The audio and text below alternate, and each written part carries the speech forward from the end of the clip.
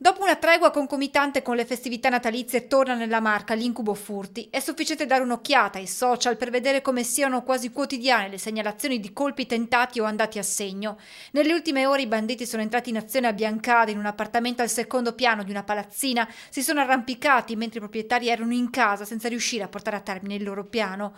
Qualche giorno fa sulla pagina Facebook Furti in corso venivano denunciati casi a Preganziola, a Quinto solo per fare qualche esempio. Che la gente è completamente esasperata e completamente sta perdendo anche un po' di speranze varie perché vede che comunque i ladri si stanno facendo sempre più sfacciati, allarmi, non allarmi. E Christian Demma chiama in causa le istituzioni. Credo che manchi veramente una presa di posizione dalle varie istituzioni. Bisogna ormai ufficializzare che, ahimè, siamo in preda ai furti e quindi implementare sempre di più il discorso delle telecamere di sorveglianza nei comuni.